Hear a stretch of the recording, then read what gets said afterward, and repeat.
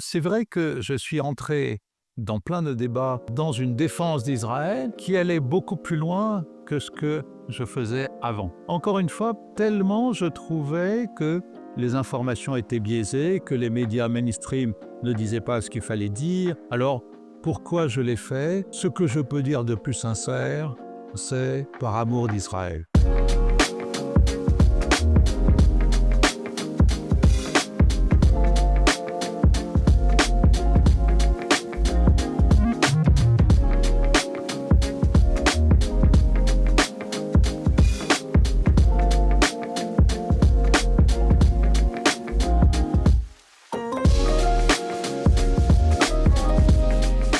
Monsieur l'ambassadeur Éric Danon, bonjour. Bonjour. Alors ma première question est, est-ce que c'est quelque chose, le 7 octobre, les tragiques effets du 7 octobre qui vous ont impacté personnellement? Oui, on peut dire ça. Bien sûr, j'étais pas sur place, j'étais à Paris et je n'étais plus en fonction. Donc c'est pas comme si j'avais été à Tel Aviv. Le 7 octobre, ça, pour moi, a représenté 3 traumatismes. Le premier, c'était que il y avait une intrusion dans la frontière et donc il y avait une rupture symbolique. Israël avait été conçu justement aussi pour que ce type d'événement ne puisse pas arriver. Et ça m'a beaucoup touché personnellement. Le fait qu'une partie de ma famille ait disparu il y a bien longtemps dans des circonstances autrement tragiques fait qu'au fond je n'ai jamais peur de ce qui peut arriver, y compris par rapport à Israël. Et ce que l'on pouvait voir quelques jours après, c'est que, en fait, Israël n'allait pas être touché dans son existence même par cette attaque. Il y avait des morts, c'était terrible, mais l'attaque avait été arrêtée quelque part. Et après, la guerre reprenait. Donc non, je n'ai pas eu peur. Le deuxième traumatisme a été aussi très, très violent parce que j'ai pu voir assez vite, du fait de mes anciennes fonctions, la quasi-intégralité des images tournées le 7 octobre, par les terroristes eux-mêmes, bien entendu. Et là, je ne suis pas impressionné par le sang ou par la violence, malheureusement, certaines habitudes, mais non, ce qui m'a vraiment profondément touché, c'est la jouissance des terroristes, se filmant eux-mêmes, cette jouissance de tuer des juifs, d'en tuer autant et de les tuer de cette manière-là. Ça, il y avait quelque chose de terrible. Et les images, je vis surtout avec les cris, avec le cri d'une femme qui meurt en hurlant, et ce hurlement avec quelque chose d'inhumain, je l'entends encore. Après, le troisième traumatisme, c'est pas un traumatisme pour moi parce que mes parents, mes grands-parents me l'avaient raconté à plusieurs reprises. C'est l'explosion de l'antisémitisme dans le Louvre, tout de suite. Et je me suis dit que pour les jeunes qui n'avaient jamais connu ça, ça devait être absolument terrible. Je me souviens, Carpentras, donc la profanation du cimetière juif, et mon père qui me dit ça y est, ça revient, l'antisémitisme. L'époque, je dis papa, mais en France, faut que c'est ces bêtises, arrête avec tes vieux traumatismes, etc. Et à un moment, il s'énerve. Il dit, tu ne comprends rien. Ça revient toujours. Il me prend comme ça revient toujours. Et il m'a dit cette phrase terrible, vu son histoire familiale. Un jour, tu verras, nous ne serons plus protégés par les camps. Vous vous rendez compte de cette phrase? Ils ne seront plus protégés par les camps. Et à l'époque, je m'étais dit, mais qu'est-ce qu'il dit, quoi? Et je constate que c'est maintenant.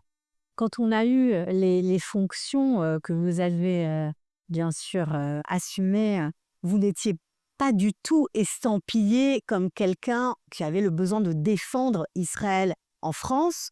Vous auriez pu vous taire. Pourquoi, tout simplement, êtes-vous sorti de votre réserve? C'est toujours cette manière de vivre parfois son judaïsme en miroir de l'adversité qu'on présente en face. Problématique de ça, que je n'aime pas beaucoup, mais de fait, c'est comme ça aussi que ça fonctionne. Donc, non, il y a eu une forme d'injustice et d'énervement devant ce que l'on disait d'Israël. En fait, s'il n'y avait pas eu, 3-4 jours après, un tel délire dans il faut qu'Israël ne réplique pas trop fort. Il faut que ce soit proportionné à l'attaque. Et tout ça, et je me suis dit, mais c'est pas possible. Les gens ne comprennent rien de ce qui se passe. Les paroles de Macron aussi. Aussi, tu sais, 3 semaines après, quand le président a dit Israël tue trop de femmes et d'enfants ou quelque chose comme ça. Et là, je me suis dit, non, c'est pas possible. Je ne peux pas, venant d'où je viens, sachant ce que je sais du pays et des relations entre les deux pays, ne rien dire. Le Hamas est arrivé il y a 20 ans, donc ils n'ont connu que ça. Les jeunes adultes et les étudiants, je peux vous dire que ça vous lave le cerveau. Quand vous les interrogez après, quand vous allez leur faire un cours, c'est lunaire leur éducation. Ils viennent en termes d'éducation de la planète Mars, je peux vous dire. Ils ont été élevés dans un système de haine dans lequel Hitler apparaît comme plutôt un type sympa. Et donc, j'ai commencé à accepter les demandes des médias. J'avais quitté Israël pas beaucoup de temps avant. Les médias ont dit, venez, vous qui connaissez Israël, venez nous parler d'eux. Alors, j'aurais pu ne pas y aller. J'aimais pas cet exercice-là. J'aime pas quand il y a les plateaux à 4-5 personnes. C'est une espèce de contestation. C'est pas mon truc, comme on dit. Mais je me sentais un peu obligé. C'est de l'orgueil. Quand j'entendais toutes les bêtises que j'entendais, je me suis dit, non, je peux pas laisser passer ça. Voilà, fait donc. Je m'y suis mis, et progressivement, on s'est retrouvés, pas nombreux, à essayer de défendre Israël, dont je dois dire, ça plaira pas à vos auditeurs, que, en communication, Israël ne sait pas se défendre. On n'a pas été aidé par Israël en termes de communication. Ça commence tout juste à changer un peu, mais encore, il y a des progrès à faire. Voilà. Du côté israélien, la souffrance vient évidemment de ce qui a été fait par le Hamas et qui est insupportable pour les Israéliens et qui est la jouissance des terroristes du Hamas à avoir tué des Juifs et les avoir tués de cette façon-là. Et en plus de s'être filmé le faisant. Et ça, c'est juste insupportable.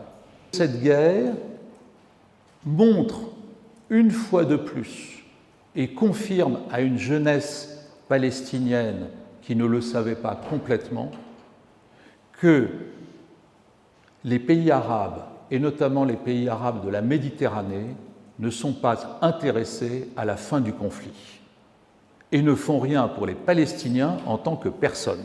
C'était difficile à être, on va dire, peut-être estampillé d'une autre manière. Ah oui, pendant les 4 ans, l'idée c'était d'améliorer la relation franco-israélienne. Quels que soient les actes d'Israël, quels que soient les actes de la France, mon travail était qu'il y ait du lien entre les deux, le plus possible. Jamais, avant, je n'ai défendu Israël en tant que tel. C'est pas mon métier. Plutôt défendu la France quand il fallait, c'était plus mon métier. Mais là, c'est vrai que je suis entré dans plein de débats dans une défense d'Israël qui allait beaucoup plus loin que ce que je faisais avant.